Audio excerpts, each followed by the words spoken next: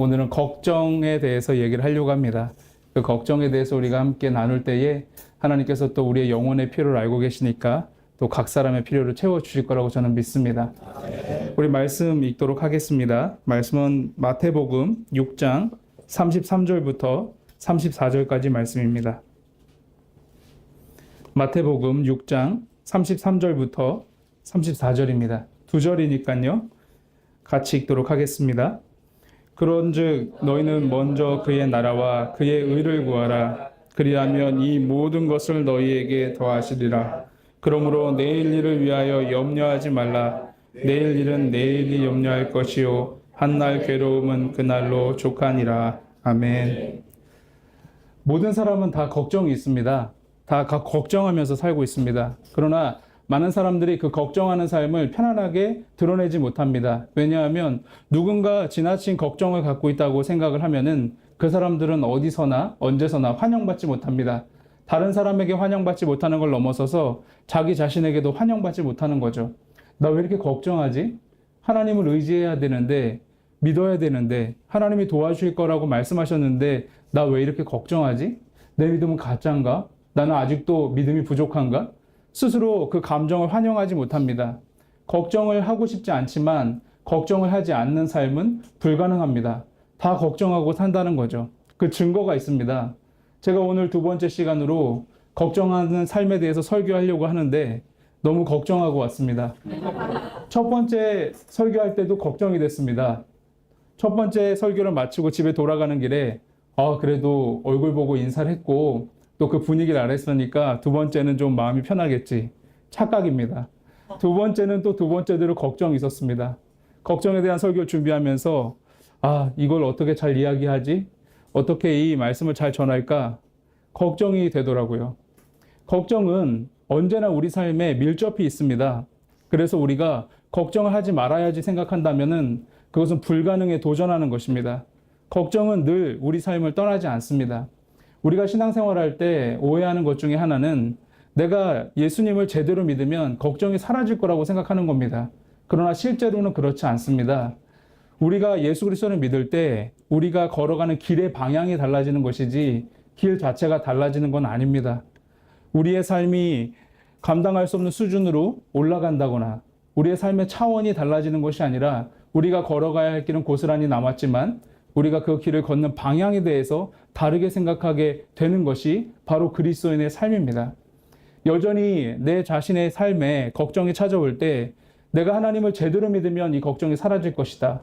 내 안에 진정한 그리스도에 대한 믿음이 있으면 걱정 안 할 것이다 라고 생각한다면 우리는 엄청난 손해를 보면서 신앙생활을 하는 겁니다. 왜냐하면 걱정이 될 때마다 자신의 믿음이 없음을 한탄하면서 자기 자신을 자책하면서 하나님 앞에서 부끄러워하면서 온전히 하나님에게 나아가지 못하고 자격 미달의 사람으로 그리고 하나님과 점점 멀어지는 느낌을 씻을 수 없기 때문이죠. 걱정에 대한 새로운 관점이 필요합니다. 우리는 걱정을 우리 인생에서 지워낼 수 없기 때문에 걱정을 도려낼 수 없기 때문에 걱정에 대한 관점을 변화시켜야 합니다. 여러분 이 문장에 대해서 어떻게 생각하시는지 궁금합니다. 그래서 마음속으로 이 문장을 들어보시고 그 의미에 대해서 한번 생각해 보셨으면 좋겠습니다. 걱정이 지속되는 것은 좋지 않은 것이지만 걱정이 반복되는 것은 좋은 것이다. 목사님 말장난하는 것도 아니고 이게 무슨 의미인가 이런 생각하실 겁니다. 여러분 걱정이 지속된다는 건 무엇입니까? 그리고 걱정이 반복된다는 건 무엇입니까? 걱정이 지속되는 것은 우리의 신앙을 점검해야 하는 상태입니다. 그러나 걱정이 반복된다는 것은 자연스러운 상황입니다. 걱정이 지속된다는 것은 걱정이 찾아왔을 때 그 걱정을 자기 안에서 소화하려고 하는 것입니다. 자기 방식으로 풀어가려고 하는 것이죠. 걱정이 중단되지 않습니다. 걱정이 지속되면 우리에게 어떤 일이 벌어집니까? 우울감이 찾아옵니다. 자기 정죄감이 찾아옵니다. 불안증이 심해집니다. 온갖 마음의 병을 얻게 됩니다. 건강도 좋지 않게 되죠. 걱정이 우리에게 찾아왔을 때 그 걱정을 우리 안에 지속하는 것, 그것은 우리가 하나님을 온전히 신뢰하지 못하고 있다는 증거입니다. 고스란히 내가 그 걱정을 가지고 있으면서 끊임없이 그 걱정을 가지고 자기가 방식으로 자기만의 힘으로 그 문제를 해결하려고 하는 상황입니다. 문제가 있습니다. 바꿔야 되는 상황입니다. 그러나 걱정이 반복된다는 건 무엇입니까? 걱정이 찾아올 때 우리는 움츠러듭니다. 불안해지죠. 전전긍긍합니다. 그러나 그 걱정을 가지고 하나님께 나아갑니다. 하나님께서 우리를 위로해 주십니다. 걱정이 사라지죠. 기도하고 눈물 닦고 세수 한번 하고 일상으로 돌아가면 어떤 일이 벌어집니까? 방금 전에 은혜를 주시고 방금 전에 응답하시고 방금 전에 말씀하셨는데 일상으로 돌아가니까 또 그 걱정이 찾아옵니다. 너무나 황당한 것은 똑같은 걱정을 또 합니다. 그럼 우리는 어떡합니까? 다시 기도합니다. 다시 하나님께 맡깁니다. 하나님께서 위로해 주십니다. 그럼 우린 평안을 얻습니다. 일상으로 돌아옵니다. 너무나 충격적인 것은 또 걱정합니다. 우리는 그 걱정을 가지고 또 하나님께 나아갑니다. 이것은 반복입니다. 그러나 그 반복할 수 있다는 것은 우리가 걱정을 끊임없이 끊어내고 있다는 것이죠. 걱정이 올 때마다 우리가 하나님 앞에 나아가고 있다는 뜻입니다. 걱정을 통해서 우리는 하나님을 추구하는 기회를 얻는 것이죠. 그러므로 걱정이 반복되는 것은 자연스러운 것이고 올바른 것이고 건강한 신앙생활을 하고 있다는 증거입니다. 가장 중요한 것은 이 걱정을 우리 삶에서 도려내는 것이 아니라 걱정을 우리 인생에서 잘라버리는 것이 아니라 이 걱정을 통해서 우리가 하나님과 어떤 관계를 맺느냐입니다. 걱정을 그대로 내가 책임지고 그 걱정을 내가 지속하고 그 걱정을 내 안에서 소화한다면 우리는 끊임없는 자책감으로 하나님 앞에 부끄러워서 설 수 없는 사람이 됩니다. 그러나 걱정이 올 때마다 그 걱정을 하나님을 찾는 기회로 삼는다면 우리는 그 걱정을 통해서 먼저 하나님의 나라와 하나님의 의를 추구하는 사람이 될 것입니다. 반복되는 걱정은 반복적으로 우리가 하나님을 찾는 기회가 될 것이고 그 과정을 통해서 우리는 하나님과 더 깊은 관계 속으로 들어가게 될 것입니다. 하나님도 우리가 얼마나 걱정하는지 아셨습니다. 그래서 예수님을 통해서 오늘 이 말씀을 주신 거죠. 예수님은 인간의 몸을 입고 오셨습니다. 그도 헐벗고 굶주렸습니다. 그래서 우리가 얼마나 인생을 살면서 많은 걱정을 하고 사는지를 아셨습니다. 그가 인간이 되지 않았으면 절대로 경험해보지 않았을 온갖 수모와 고통을 다 겪으셨습니다. 그러므로 우리의 마음을 아시는 거죠. 그래서 우리가 인생을 살아가면서 얼마나 많은 걱정을 하고 있다는 것을 아신 겁니다. 그래서 예수님은 오늘 말씀을 통해서 걱정하는 우리에게 위로를 주시면서 또 이 걱정을 어떻게 하나님 앞에 가지고 가야 하는지 명확하게 말씀하십니다. 이 말씀을 듣고 우리가 예수 그리스도의 말씀을 통해서 우리의 내면의 변화가 일어난다면 우리가 걱정을 대하는 반응이 달라질 것입니다. 걱정을 바라보는 관점이 달라질 것입니다.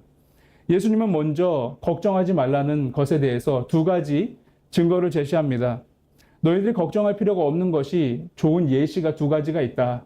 첫째는 하늘에 나는 새들을 봐라.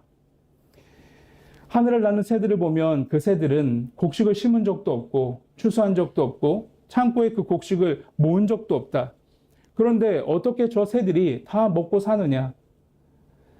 저 새들도 하나님이 다 먹여주시는데 하물며 너희 인간들이 얼마나 하나님 보시기에 고귀하냐?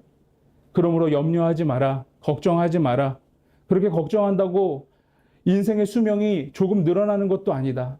그러니까 저 새를 보면서 하나님께서 너희들을 먹이신다는 확신을 가지고 살아가라. 그리고 두 번째 예를 제시하십니다. 저 들판에 핀 꽃을 봐라. 얼마나 향기롭고 아름답냐. 저 꽃을 누가 가꾼 것이 아니다. 저 꽃으로 누가 옷을 지어 입힌 것도 아니다. 그러나 솔로몬이 입었던 옷보다 더 화려해 보이지 않느냐. 저 들에 피는 꽃도 바로 시들면 아궁이에 바로 집어넣어 버리는데 하나님이 저렇게 입히신 것을 보면 하나님이 너희를 얼마나 고귀한 존재로 입혀가시는지를 기대하는 것이 좋을 거다. 예수님은 이렇게 위로해 주셨습니다. 군중들은 가난했습니다. 헐벗었습니다. 굶주렸습니다. 내세울 것 없는 하루하루 걱정하며 사는 사람들이었습니다. 그러나 예수님께서는 그 좋은 말씀으로 사람들을 위로하셨습니다. 그러나 여러분, 말씀을 냉소적으로 보려고 하는 것이 아니라 우리가 예수님의 이 말씀을 듣는 현장에 있다면 반신반의했을 것입니다.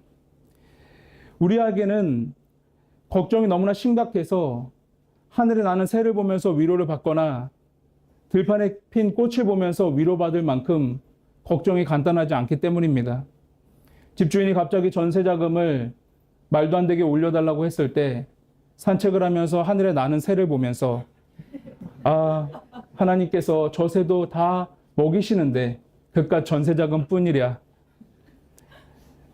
어머니 수술비가 없어서 수술을 하느냐 마느냐 하는 상황에 아무리 지인들에게 수소문을 해보고 있는 돈 없는 돈 다 끌어모아도 돈이 모자라서 수술을 할 수 없는 상황에서 산책을 하면서 드레핀 꽃을 보면서 아, 저 꽃도 하나님이 다 저렇게 입히시는데 하물며 우리 어머니의 수술비를 마련하지 못하랴. 이렇게 생각하는 사람은 드물 것입니다. 우리는 인생의 걱정을 고스란히 안고 있으면서 예수님께서 새들을 보라고 말씀하셨고 드레핀 꽃을 보라고 말씀하셨지만 우리의 시선은 거기 가지 않습니다. 왜냐하면 엄연한 현실과 엄청난 걱정이 우리를 짓누르기 때문이죠. 우리는 그래서 우리만의 방식을 선택합니다. 새를 봐도 감동이 없고 꽃을 봐도 감동이 없기 때문에 우리는 우리의 삶에 규칙을 정하고 우리의 사고방식을 결정했습니다. 그래서 우리는 치열한 노력을 합니다. 현실적인 방법을 찾죠. 그 안에서 자기만의 철학을 만들어 갑니다. 그리고 자기만의 방식으로 인생을 성공시켜 갑니다. 그런 일들을 반복하다 보면 말은 하지 않지만 우리는 인생을 승자와 패자의 관점으로 보는 거죠. 어떤 사람은 너무나 오랫동안 패배를 경험하고 현실이란 벽을 극복하지 못한 채 아무에게도 말은 하지 않았고 자신도 스스로 느끼지 못하지만 자신에게 패배자라는 정체성을 심어줬습니다. 그래서 아무리 노력해도 인생의 이 가난은 벗어날 수 없다. 아무리 노력해도 내 현실을 바꿀 수 없다. 나는 그냥 이렇게 살 수밖에 없다. 패배자에 대한 마음으로 자신의 삶을 한탄하면서 자신의 삶에 고통을 느끼면서 살아갑니다. 어떤 사람은 승자의 정체성을 가지게 됩니다. 그래서 자기보다 더 못한 사람을 보면 성취감을 느낍니다. 우월감을 느끼죠. 자기보다 차가 나쁜 사람을 보면 우월감을 느낍니다. 자기보다 집이 초라한 사람을 보면 우월감을 느끼게 되죠. 자신보다 학벌이 좋지 못한 사람을 보면 미묘한 우월감을 느끼면서 조용히 살아갑니다. 그러나 자기보다 더 좋은 차를 타고 자기보다 더 좋은 집에 살고 자기보다 더 많은 좋은 학벌을 가진 사람을 보면 조용히 열등감을 느끼며 살아갑니다. 이것은 자신이 그동안 의문을 가지지 않고 살아왔던 자기 삶의 사고방식입니다. 그런 패러다임 속에 사는 것을 예수님도 알고 계셨습니다. 그래서 예수님은 그런 사고방식을 가지고 하나님 곁에서 말씀을 듣고 있지만 그런 사고방식에서 벗어나지 못한 사람들에게 예수님은 간곡하게 말씀하십니다. 그렇게 계속해서 그런 방식으로 무엇을 입을까, 무엇을 먹을까 전전긍긍하는 사람들은 이방인과 다를 것이 무엇이냐? 이방인들도 다 그런 고민하면서 산다. 이방인들도 딱 너와 같은 생각을 하고 산다. 이방인들도 딱 우리 같은 생각을 하고 산다. 여기서 이방인이란 하나님 없이 사는 사람을 말합니다. 우리가 인생을 승자와 패자로 나누면서 자신에게 패배자 정체성을 심어두고 인생을 비관적으로 보면서 도무지 바꿀 수 있는 것이 또 아무것도 없다라고 느끼면서 현실에 순응하며 사는 사람들, 그리고 자신보다 더 나은 사람을 보면 열등감을 느끼고 자신보다 더 뛰어난 사람들을 만나면 열등감을 느끼고 자신보다 못한 사람을 만나면 우월감을 느끼면서 그런 삶을 지속적으로 사는 사람들에게 예수 그리스도는 하나님의 계심을 선포하시는 것입니다. 하나님이 그 가운데 없음을 직면하게 하시는 것이죠. 걱정을 지울 수 없다면, 그 걱정을 제거할 수 없다면 우리는 걱정을 바라보는 관점을 변화시켜야 한다고 했습니다. 걱정을 지속하는 상태는 건강하지 못한 상태고 걱정을 반복하는 것은 기회라고 말씀드렸습니다. 걱정을 물의 흐름이라고 생각해 보면 좋을 것 같습니다. 그런 이미지를 떠올려 보면서 걱정이 어디서부터 출발합니다. 그 물줄기는 거셉니다. 우리는 그 물을 막으려고 합니다. 물은 범람하죠. 정신없이 여기저기 흩어집니다. 홍수가 나고 난리가 나죠. 걱정을 막으려고 하는 시도는 마치 이와 같은 것입니다. 그러나 걱정의 물줄기는 어디로 향하고 있는지 우리의 시선을 따라 관찰할 필요가 있습니다. 그 걱정이라는 물줄기가 나 자신이라는 호수에 고여서 썩습니다. 악취가 납니다. 물고기가 살 수 없습니다. 그러나 그 걱정이라는 물줄기의 방향을 바꿔줄 수 있는 것이죠. 방향이 바뀌면 그 걱정이란 물줄기는 바다로 나아갑니다. 바다는 큰 의미가 있는 것입니다. 내 인생의 내 걱정이 나 먹고 사는 걱정인 줄 알았는데 알고 보니 멀리서 보니 그 물줄기가 바다에 닿아 있는 겁니다. 더 큰 의미를 향해 나아가고 있던 것이죠. 나 같은 사람이, 먼지 같은 사람이, 그저 그렇게 태어나 그저 그렇게 살던 사람이 과연 내 삶을, 내 인생의 가치를 알아주는 사람이 있을까라는 의문 속에서 하루하루 살아갔던 내 자신이, 내 내면으로부터 솟구치는 그 물줄기가 바다에 닿아 있는 것입니다. 그 바다는 하나님 나라입니다. 하나님 자신이었던 것입니다. 내 삶이 하나님과 연결되어 있구나. 내 걱정의 끝은 하나님 나라와 이어져 있구나. 그렇다면 이 걱정의 방향은 더 큰 의미, 바로 하나님 나라가 되는 것이죠. 우리는 걱정을 차단하려는 시도를 벗어나서 그 걱정을 통해서 하나님 나라와 연결되어 있다는 것을 인식하고, 이 물줄기가 어찌되었던 나의 부족함을 넘어서 하나님 나라에 지속적으로 이어져 나가기를 소망하게 되는 것입니다. 저희 아버지는 어린 시절에 예수님을 믿지 않았습니다. 제가 태어났을 때도 예수님을 믿지 않았습니다. 상처가 너무 많은 분이었습니다. 그런데 너무나 놀랍게도 하나님께서는 저희 가정에 예수 그리스도의 복음을 선물해 주셨습니다. 저희 아버지는 저희 어머님의 13년 동안의 기도를 통해서 교회를 나가기 시작했고, 교회에 나가면서 술과 담배를 끊으셨습니다. 그리고 집사님이 되셔야 되는데 하나님이 너무 급한 나머지 목사를 만들었습니다. 시골에 내려가서 아버지가 목회를 시작하셨는데 저는 그때 참 마음이 힘들었습니다. 사춘기 예민한 시절로 접어드는데, 시골에 내려가서 목회를 했을 때 왕씨들이 모여 사는 한 100가구 정도 되는 6.25가 일어났는지도 모르는 시골 오지에서 아버지가 목회를 시작했습니다. 교회를 개척했는데 제가 그동안 봤던 교회가 아닙니다. 누에를 치던 창고, 한 15평 되는 창고를 반을 갈랐습니다. 커튼 하나 치고 한쪽은 교회고 한쪽은 집이었습니다. 사춘기 예민한 시절 지독한 가난으로 10년 동안 아버지가 목회하는 걸 봤습니다. 그러나 거기서 대단한 부흥이 있었던 게 아닙니다. 10년 뒤에 제가 군대 갈 때쯤 해서 경제적인 어려움이 너무 커서 아버지는 목회를 포기해야만 했습니다. 사람들은 그걸 실패라고 얘기할 수도 있을 것 같습니다. 그러나 저도 그 당시는 그렇게 생각했지만 지금 생각해 보니까 하나님 나라에서는 실패라는 단어가 없다는 걸 알게 됐습니다. 이렇게 간단하게 얘기하기까지 참 오래 걸렸습니다. 저는 그래서 하나님께서 목회자로 부르신다는 사실에 대해서 늘 고민이 있었습니다. 제가 만약에 정말로 좋은 교회, 또 좋은 목사님의 좋은 분위기 속에서 태어나 자랐다면 목회하는데 큰 두려움이 없었을지도 모릅니다. 남의 떡이 커 보이는 거죠. 실제로 그렇지 않을 겁니다. 그러나 저는 제 관점으로 보니까 목회가 너무 두려운 겁니다. 그래서 20대 때 신학교를 2번이나 떠나서 도망친 적이 있습니다. 뭔가 몸에 맞지 않는 옷을 입고 사람들에게 표현 못하지만 큰 두려움을 안고 계속해서 목회자의 길을 걷는 것이죠. 그래서 20대 때를 돌아보면 제가 감사해서 열심히 목회를 했다기보다는 도망치고 도망칠 때마다 하나님이 잡아 끌어가지고 그 자리를 지켰다는 느낌이 더 큽니다. 그런 제가 목회를 어렵게 하다가 결혼을 하고 생활고에 시달리게 되었습니다. 그런 시간을 보내다가 하나님께서 목회를 잠깐 쉬게 하신 적이 있습니다.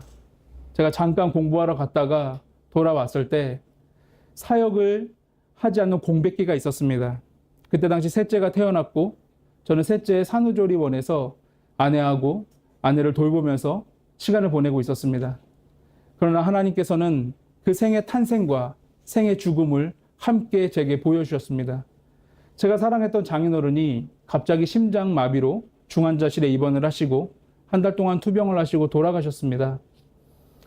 저희 장인어른은 딸 2을 남기고 장모님을 남기고 그렇게 하늘나라로 가셨습니다. 저는 아버님의 죽음이 해석되지 않았습니다. 마음속에 큰 응어리가 남았죠.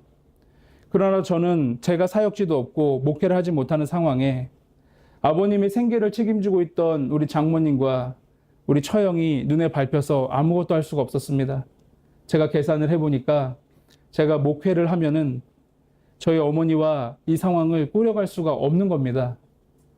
그래서 너무나 슬픈데도 너무나 괴로운데도 목회를 뒤로 하고 제가 생애 전선에 뛰어들었습니다. 저를 사랑하시는 제가 사역했던 교회 담임 목사님은 지속적으로 저에게 권면하셨습니다. 믿어야 된다고, 다 하나님이 책임진다고 진심으로 말씀해 주셨습니다. 그러나 저는 그때마다 그 진심을 온전히 받아들이지 못하고 제 상황을 더 걱정했던 것이죠. 그래서 제가 할 수 있는 게 별로 없어서 아이들을 모아서 조금씩 가르치기 시작을 했습니다. 그런데 조금씩 늘어나서 제가 학원을 차렸습니다. 학원을 차리니까 그 학원이 좁아졌습니다. 그 학원을 확장했습니다. 인테리어를 예쁘게 했습니다. 교실도 여러 개 만들었습니다. 선생님들도 고용했습니다. 저는 생각했습니다. 5년 정도 내가 정말 기도하면서 이 학원을 스스로 돌아가게 잘 한 다음 목회로 가도 늦지 않는다. 왜 5년이냐면 계산을 해보니 그 정도면 제가 사는 지역에 전세자금 정도는 모을 수 있었던 것 같습니다. 저는 학원을 하는 그 1, 2년 동안이 제 평생을 통틀어 가장 경제적으로 부유했던 시간이었습니다. 일주일에 한 번씩 가족이 외식을 하다니 할렐루야. 너무 감사하다. 저축을 하다니 할렐루야. 홍해 바다가 갈라지는 기적을 목격한 자들의 기쁨이 이와 같을까? 저는 그런 시간들을 보냈습니다. 그러나 마음속 한구석에는 허전함이 있었던 거죠. 직업에 귀천이 없습니다. 저는 제가 목회를 할 때 그 허전함이 채워진다고 생각한 건 아닙니다. 그냥 마음속에 하나님께서 계속해서 부르시고 인도하시는 방향이 느껴졌다는 것이죠. 방황이 길었습니다. 그런데 제가 어느 날 그 산책을 한 것이 지금도 너무나 후회가 되는데 고민 속에 산책을 하고 있었습니다. 산책을 1시간 정도 하고 있는데 갑자기 길을 잘못 들었는지 이상한 생각이 들기 시작했습니다. 성령님이 저를 집중적으로 만지기 시작하신 거죠. 저한테 물어보시는 것 같았어요. 유비야, 두렵냐? 뭐가 그렇게 두렵냐? 그냥 생각으로 대화를 나누기 시작했습니다. 저는 제 부모님이 목회를 그렇게 힘들게 하신 것을 아직도 상처로 가지고 있습니다.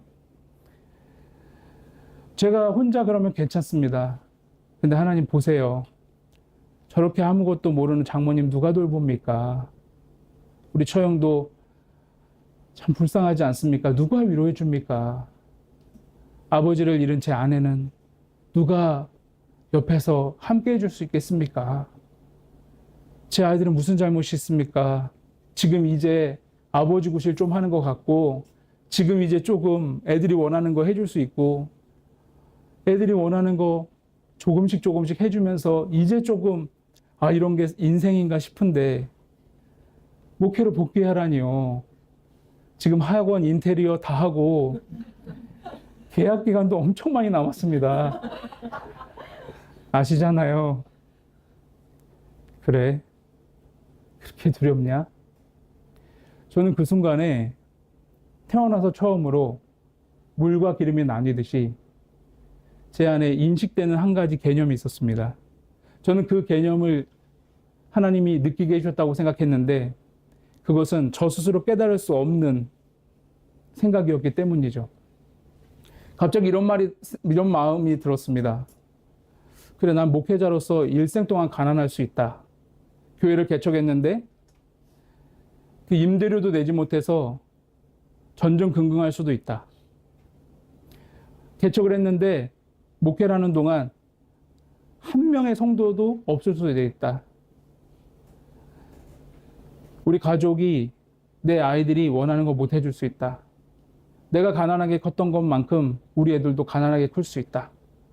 그래, 나는 목회자로서 얼마든지 그럴 수 있다. 그러나 하나님의 나라는 나와 상관이 없다. 한 목회자로서 실패할지라도, 한 목회자로서 목회가 어려울지라도 하나님 나라는 한 번도 위축된 적이 없다.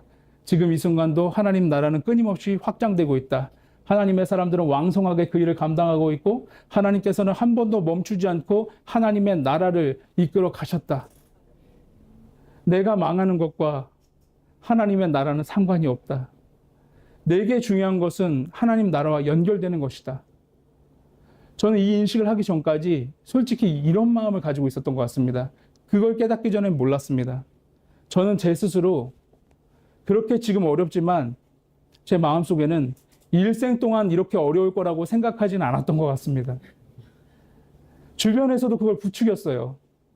목사님 얘기 들어보면 어릴 때 그렇게 고생했습니다. 젊은 때도 이렇게 고생하고 계시죠. 하나님이 크게 쓰실 겁니다. 저는 아멘은 안 했어요.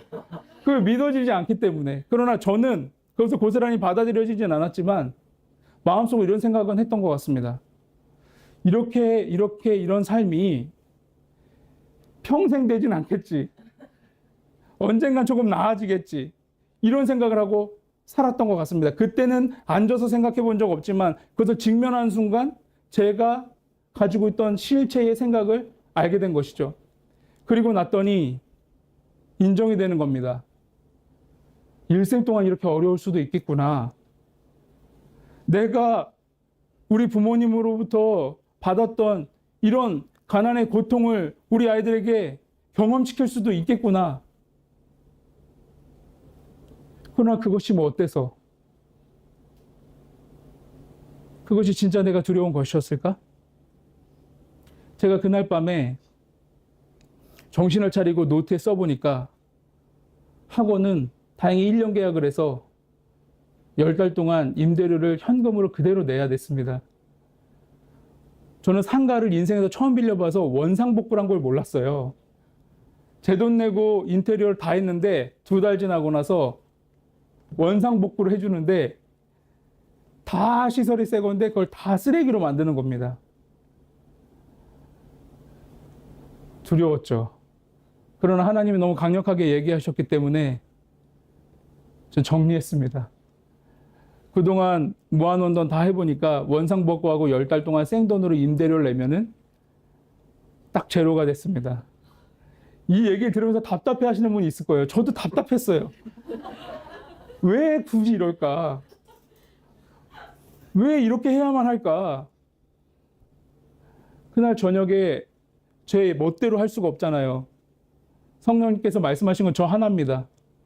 바로 하나님이 제 아내에게 찾아가서 녹음해서 틀어주면 제 아내가 동의해 줬겠지만 저는 일종의 기대감이 있었습니다. 하나님 근데 아시죠? 제 아내를 통과 못하면 끝입니다. 저는 아내가 통과시켜주지 않기를 간절히 바랬습니다. 그날 저녁이었어요. 어떻게 운을 띄워야 될지 모르겠더라고요. 처음 말 한마디가 중요합니다. 그냥 편안하게 기도하면서 침대에 앉아가지고 물어봤어요. 여보, 나 진짜 농담하는 거 아닌데 내가 좋은 남편일까? 농담이라고 생각했을 거예요. 당신 좋은 남편이지. 아니, 진짜 진심으로 묻는 건데 내가 좋은 남편일까? 그랬더니 아내가 분위기를 파악을 한 것 같아요. 그래서 축복의 말을 해주더라고요. 감사했습니다. 한 번 더 물어봤어요. 여보, 그럼 내가 좋은 아빠일까? 제 아내가 분위기 탔습니다. 좋은 아빠야라고 얘기를 해줬어요. 근데 제가 그 얘기 들으니까 그 축복의 말이 너무 감사해서 울먹거리면서 말했어요. 여보, 나 상처 많은 사람인데 좋은 남편이라고 인정해줘서 고맙고 좋은 아빠로 인정해줘서 고마워. 이게 내가 정말 원했던 것 같아. 근데 이상하다. 꿈 같은 일이 벌어진 것 같은데 나 왜 이렇게 공허할까? 세상에 좋은 남편이 있겠지? 좋은 아빠 많잖아. 근데 나는 당신 앞에서, 아이들 앞에서 좋은 남편, 좋은 아빠가 아니라 정말 하나님 사랑하는 남편이 되고 싶고 정말 하나님 앞에 순종하는 아버지가 되고 싶어. 그리고선 제가 낮에 있었던 일 얘기했습니다. 제 아내가 듣고서 싫어할 줄 알았어요. 여보, 당신 5년? 그럼 중간에서 어디서 한 3년 정도로 하자. 이럴 줄 알았어요. 근데 아내가 너무나 믿음이 좋은 나머지 여보, 하나님 말씀하셨으면 순종해야지. 그때로 돌아가면 어려워지겠지. 근데 하나님 말씀하셨잖아. 내가 할 수 있으니까 당신 걱정하지 말고 하나님 말씀하신 대로 해. 복잡 미묘한 감정이 들었습니다. 이게 아닌데? 여보, 당신이 그러면 안 되죠. 제정신으로 돌아와서 마음이 바뀔까 봐 후다닥 처리했습니다. 그리고 저는 다시 사역에 복귀를 했고 생돈으로 계속 임대료를 내면서 남은 돈을 깎아 먹으면서 지냈습니다. 사역에 복귀하고 두세 달 지난 어느 날 매달 저의 경제 규모를 생각하며 장모님에게 드리던 용돈도 양해를 구하고 드리지 못한 상황에 또다시 걱정이 밀려왔습니다. 도대체 이게 뭘까? 속은 것 같다. 하나님 뭐 비자금 같은 거 안 주시나? 2달만이라도 여유 자금을 주면 좋겠는데 국물도 없었습니다. 그냥 제가 일상을 지내던 경제적으로 팍팍하게 돌아가는 상황 동안에 계속 그 시간을 보내게 된 거죠. 그러나 저희 가정에는 참 따뜻한 일들이 많았습니다. 제가 가만히 생각을 해보니까 제 인생을 평가하는 것은 저희 가족입니다. 제가 가장 두려워하는 장면이 있는데, 그리고 가장 기대하는 장면이 있는데, 이런 장면입니다.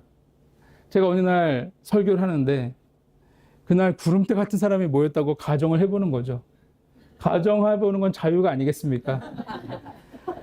근데 저 귀퉁이에 우리 아이들 셋이 청년이 돼서 딱 앉아있는데 제가 설교하는데 활짝 웃습니다. 그리고 입모양을 자세히 보니까 이런 말을 하고 있어요. 말은 기가 막히게 잘하네. 이야, 말은 기가 막혀. 우리 아버지 말하는 기똥차게 잘해. 이러고 있으면 저는 쫄딱 망한 겁니다. 그게 가장 두려워요. 그런데 예배를 드리는데 우리 가족밖에 없어요. 우리 아내가 있고 우리 애들 셋이 있는데 아무도 없어요. 허름해요. 거기가 집일지도 모르겠습니다. 설교를 하고 있는데 우리 애들이 아멘을 하고 아버지의 말이 아니라 하나님 말씀이라고 막 들어주는 거예요. 저는 그러면 잘 산 겁니다. 저는 그런 장면들을 제 마음속에 떠올리면서 살아가고 있습니다. 걱정은 인생을 떠나지 않습니다. 저에게도 이 걱정이 끝난 게 아니에요. 하나님이 그렇게 말씀하시고 순종했으면 보상이 있어야 되겠죠. 하나님이 우리에게 빚진 분이 아닙니다. 하나님 우리 보상해 주셔야 되는 책임이 없어요. 왜냐하면 우리는 하나님의 은혜가 아니면 여기까지 올 수가 없었습니다. 그러나 우리가 순종하고 나면 보상 심리가 생기죠. 내가 이렇게 이런 어려운 순간에 결단하고 순종했는데 왜 하나님께서 갚아주시지 않느냐는 보상 심리가 생깁니다. 걱정과 걱정이 연결돼서 끊임없이 우리를 파괴하는 거죠. 걱정은 반복됩니다. 너무나 황당하게도 똑같은 걱정이 반복돼요. 그때 예수님께서 우리에게 하나의 원리를 더 제시해 주십니다. 먼저 그 나라와 그 의를 구하라. 그리하면 이 모든 것을 너에게 주신다. 그러나 먼저 그 나라와 그 의를 구하는 게 너무나 어려울 거다. 그래서 내가 너에게 또 하나의 말씀을 선포하겠다. 오늘 일은 오늘 걱정하고 내일 일은 내일 걱정하라. 오늘은 오늘의 족하다. 이 말씀은 반복되는 걱정의 속성을 예수님이 아시고 그 걱정을 우리가 어떻게 효과적으로 대해야 될지의 원리를 제시하신 것이죠. 어제의 걱정, 제가 마치 터널을 통과했다는 듯이 이야기했던 걱정은요, 지금 이 순간도 하는 걱정입니다. 반복되고 있어요. 하나도 성숙해지지 않았습니다. 하나도 관점이 변화되지 않은 것 같아요. 지독하게 그 문제가 계속해서 반복되면서 저를 짓누르는 것 같습니다. 반복되고 반복되는 것이죠. 우리는 그때마다 이 걱정을 가지고 하나님 앞에 나아가는 겁니다. 이 걱정을 가지고 반복적으로 하나님 앞에 엎드리는 것이죠. 만약에 그 일이 실제로 벌어지면 어떡하죠? 이번 달은 간신히 이것을 메꿨습니다. 이번 달에는, 이번 계약에는 이것을 간신히 맞춰줬습니다. 이번 프로젝트는 간신히 어떻게든 끝냈습니다. 다음은 어떡하죠? 다음 계약 기간 돌아오는데요. 다음 달 돌아오고 있는데 어떡하죠? 예수님은 말씀하시는 겁니다. 그때가 되면 할 수 있다. 내일은 내일 주시는 능력이 있다. 오늘은 오늘의 족하라. 오늘 역사하는 하나님을 만나라. 내일은 내일 또 하나님이 역사하신다. 여러분, 제가 김유비닷컴을 시작할 때 얼마나 스스로 어이가 없었겠습니까? 제 이름 써놓고 닷컴 붙이고 자신감에 붙어 있는 사람 아무도 없어요. 교회에서는 얘기합니다. 개척하자. 생활비 지원해주고 개척자금 지원해주고 사람 보내주겠다. 저는 이상하게 태어나서 이상한 기질을 가져가지고 이상하게 김유비닷컴을 시작한 겁니다. 저는 제 아내는 저보다 믿음 좋은 사람이라는 거 알고 있어요. 그래서 아내를 설득하는 게 어렵지 않았습니다. 근데 우리 애들을 보니까 눈만 껌뻑껌뻑해요. 그래서 저한테 아빠 김유비닷컴 잘 되고 있어? 시작 안 했어. 기도 중이야. 아빠 김유비닷컴 사람들 많이 와? 안 와, 안 와. 시작 안 했어. 제가 계속 얘기하는 거죠. 어느 날 제가 결단의 시기를 내리고 너무나 두려운 겁니다. 그래서 제가 새벽마다 많이 울었어요. 왜 우냐면은 제 아내는 같이 기도하면서 이 상황 버틸 수 있는데 우리 애들 셋은 눈만 껌뻑껌뻑 걱정이 되는 거예요. 그래서 애들을 보니까 하나님 앞에서 너무나 서러운 겁니다. 저는 괜찮아요. 그런데 우리 아이들은 어떡합니까? 또 예전에 겪었던 그 고민을 그대로 하나도 몇 년이 지나도 철도 안 들고 계속 하나님 앞에 울부짖었는데 어느 날 새벽에 제가 울면서 지쳤어요. 내가 나가 아닌 상황에서 비몽사몽하고 있는데 하나님도 지쳤나 봐요. 아, 얘 그만 울고 그만 왔으면 좋겠다. 그래서 저에게 하나 이미지를 보여주셨는데요. 제가 꿈을 꾼 건지 그냥 저 혼자 생각을 한 건지 모르겠습니다.